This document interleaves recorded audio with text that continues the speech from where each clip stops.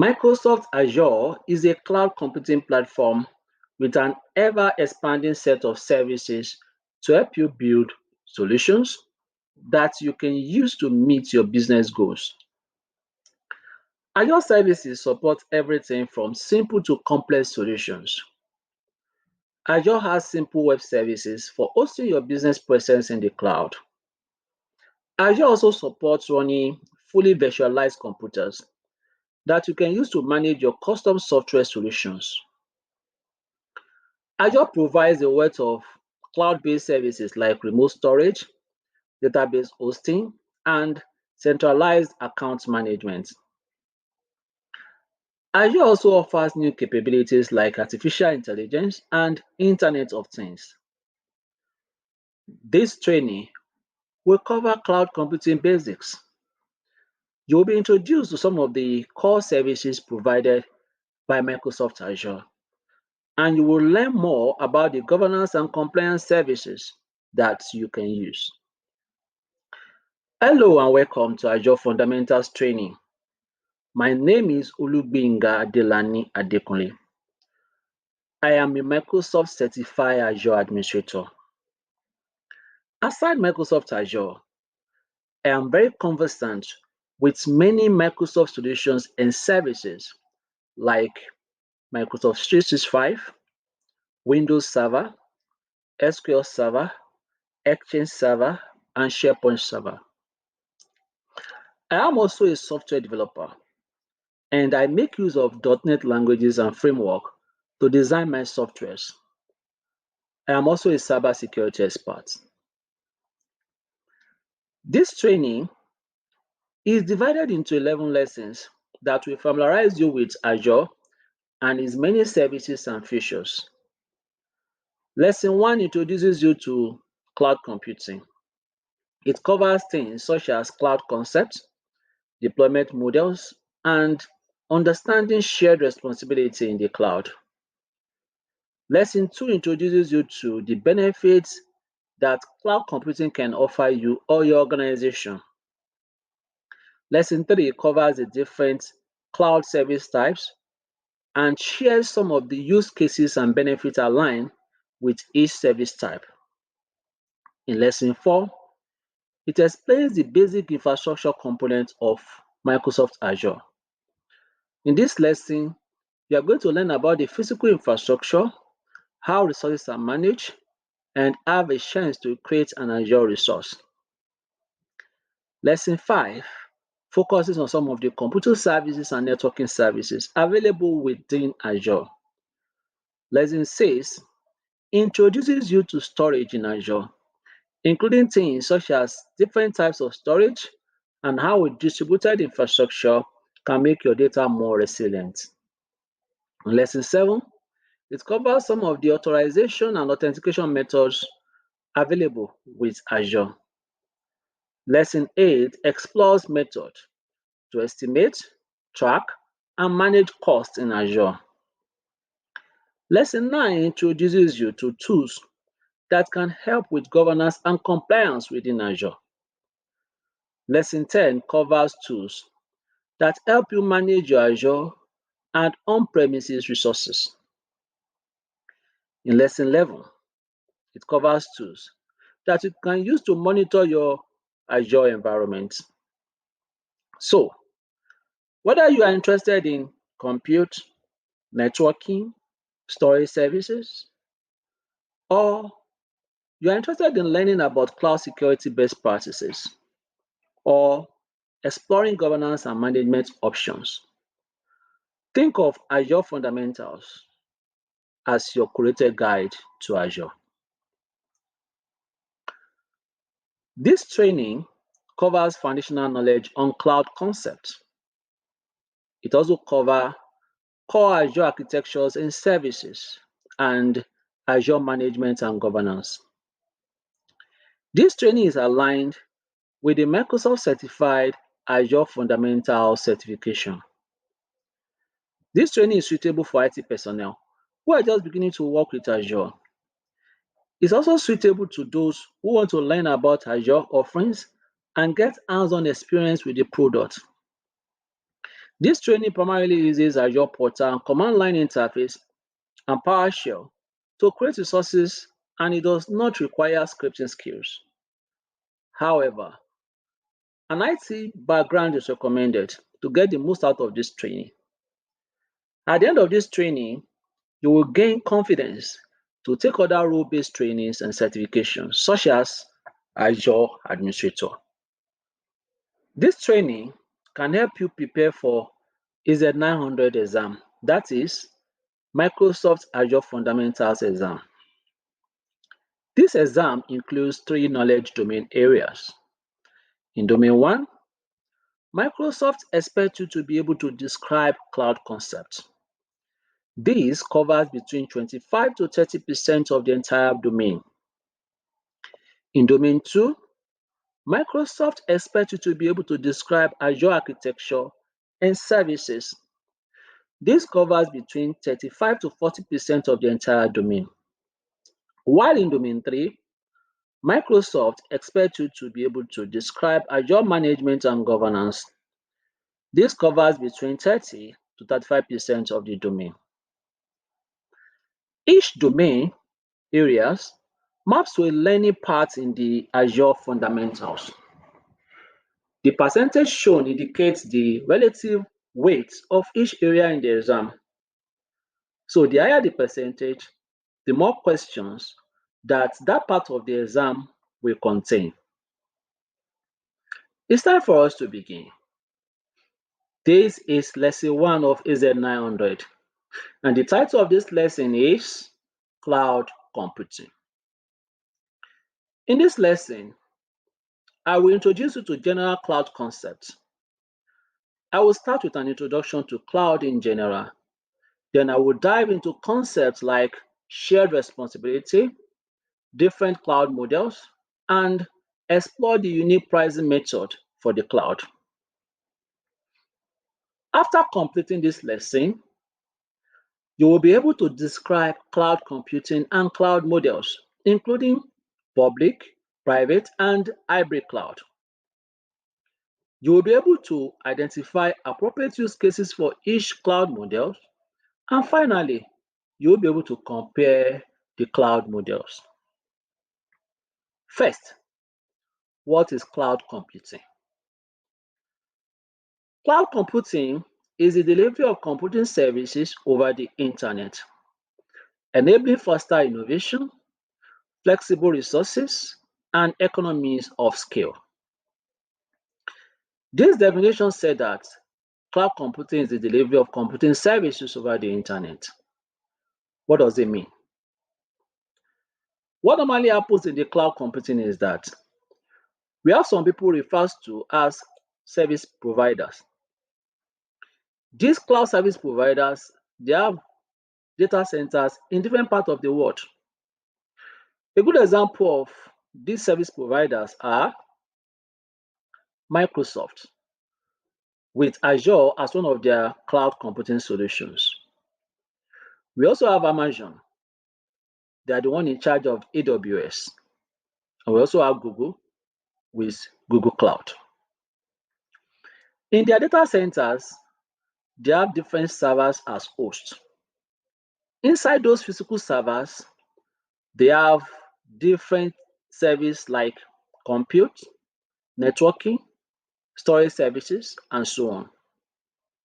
You as a person or your organization can now approach them and rent those services.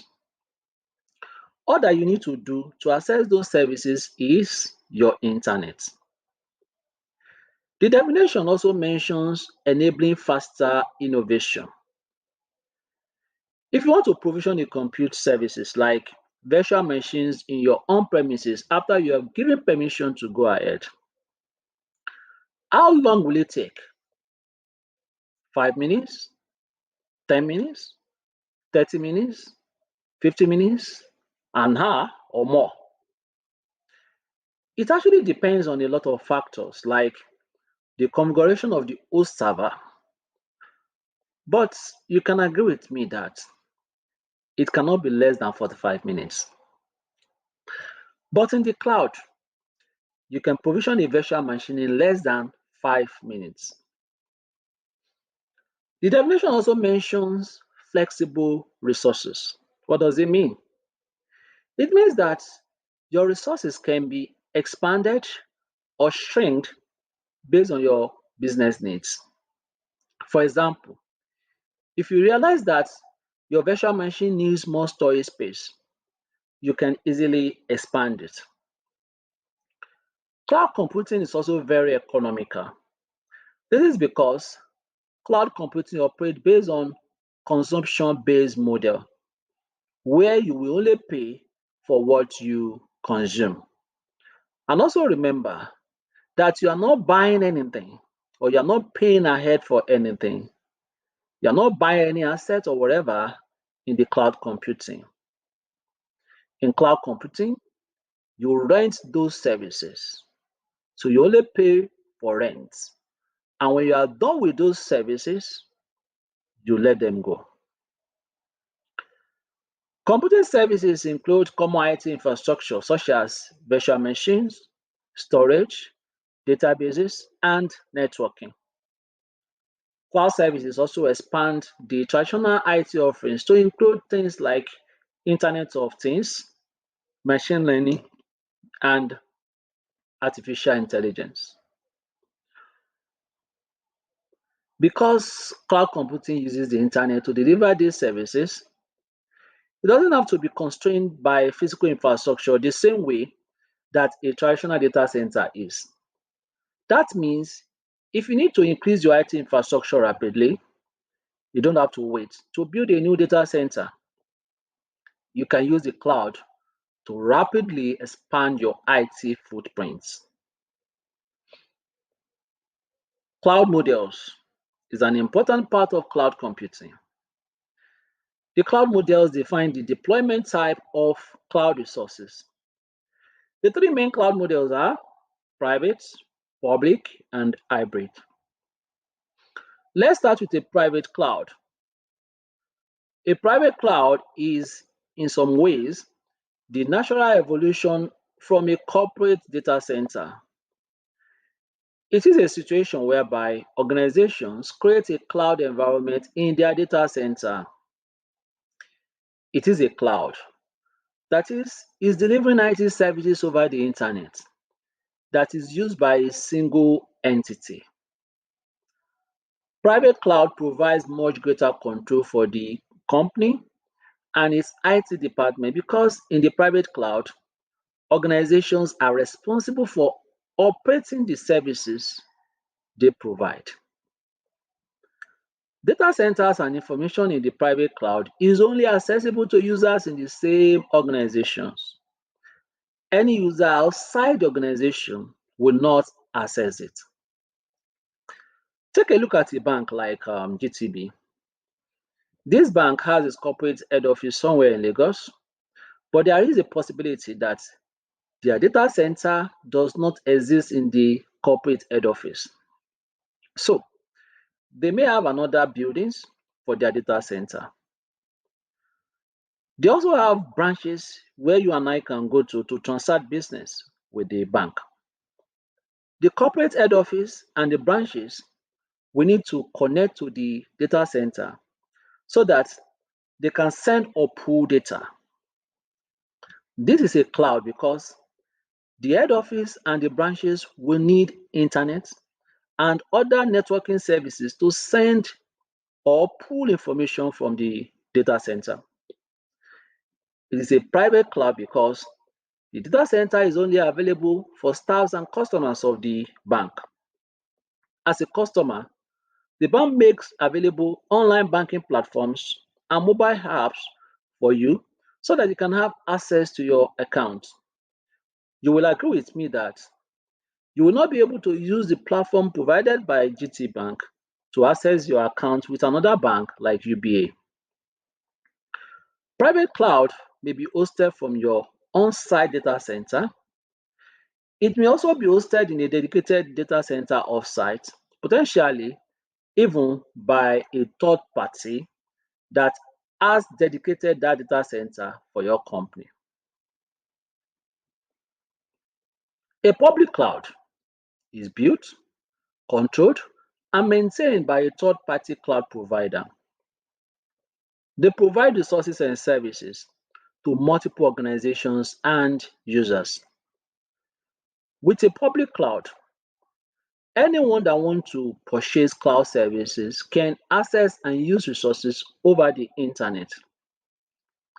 A good example of cloud providers that operate public cloud is Microsoft. They have cloud solutions like Azure, Microsoft 365, and Dynamics 365. They have data centers scattered all over the world. In these data centers, they have different computing services that you can rent. You, as an individual or corporate organization, can register on their portal and rent any of those services.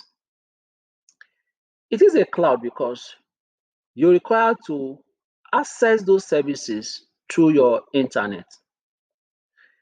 It is a public cloud because those services are not for you alone. Anyone or any organization can rent those services from the cloud service provider. A hybrid cloud is a computing environment that uses both public and private cloud in an interconnected environment. Because it combines public and private cloud, it allows applications to run in the most appropriate location. Hybrid cloud can be used to provide an extra layer of security. For example, users can flexibly choose which services to keep in the public cloud and which to deploy to their private cloud infrastructure. There are a few key cooperative aspects between the cloud models. In the public cloud, no capital expenditure is required for you to scale up. If there is a need for you to scale up, you can do that. Your subscription will only jack up a bit. This is contrary to what happens in the private cloud. In the private cloud, hardware must be purchased to start up. This will require capital expenditure. If you scale up or any part of your infrastructure require maintenance like changing RAM or storage, capital expenditure is required. In the public cloud, application can be quickly provisioned and deprovisioned, and organizations pay only for what they use. In the public cloud, you don't have full control over the resource and security. But in the private cloud, organizations have complete control over the resources and security. Organizations are also responsible for hardware maintenance and updates. Hybrid cloud provides the most flexibility because organizations determine where to run their applications. Organizations also have control over security, compliance, or legal requirements. When comparing IT infrastructure models, there are two types of expenses to consider. They are capital expenditure, popularly known as CapEx, and operational expenditure, popularly known as OpEx. CapEx is typically a one-time upfront expenditure to purchase or secure tangible resources. This could be a new building, repaving the parking lot, building a data center, or buying a company vehicle. The cost from CapEx have a value that reduces over time. In contrast, OpEx is spending money on services or products over time. Renting a convention center, leasing a company vehicle, or signing up for cloud services are all examples of OpEx.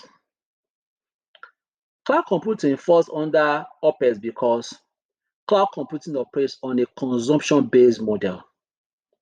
With cloud computing, you don't pay for the physical infrastructure, you don't pay for the electricity, you don't pay for security, or anything else associated with maintaining a data center. Instead, you pay for the IT resources you use. So if you don't use any IT resources within a particular month, You don't pay anything to the cloud service provider. Cloud service provider operates on a consumption-based model, which means that end users only pay for the resources they use. With a traditional data center, you try to estimate its future resource needs. If you overestimate, you spend more on your data center than you need to, and you potentially waste money. If you underestimate, your data center will quickly reach capacity, and your applications and services may suffer from decreased performance. Fixing an under-provisioned data center can take a long time. You may need to order, receive, and install more hardware. You will also need to add power, cooling, and networking for the extra hardware. In the cloud computing, no upfront cost is required. You will only rent the services you need and pay for actual usage. You don't have to worry about getting the right resource that you need. If you find out that you need more virtual machines, for example, you will add more. If the demand drops and you don't need as many virtual machines, you remove the virtual machines that you don't need. Either way, you are only paying for the virtual machines that you use, not the extra capacity that the cloud provider has on hand. Cloud computing is the delivery of computing services over the internet by using a pay-as-you-go pricing model. You typically pay only for the cloud services that you use, which helps you to plan and manage your operating costs. To put it another way, cloud computing is a way to rent compute power and store it from someone else's data center. You can treat cloud resources like the way you would treat resources in your own data center. However, unlike in your own data center, when you are done using the cloud resources, you give them back. You are only billed for what you use. So instead of maintaining CPU and storage in your data center, in cloud computing, you rent them for the time that you need them. The cloud provider takes care of the maintaining the underlying infrastructure for you. The cloud enables you to quickly solve your toughest business challenges and bring cutting-edge solutions to your users.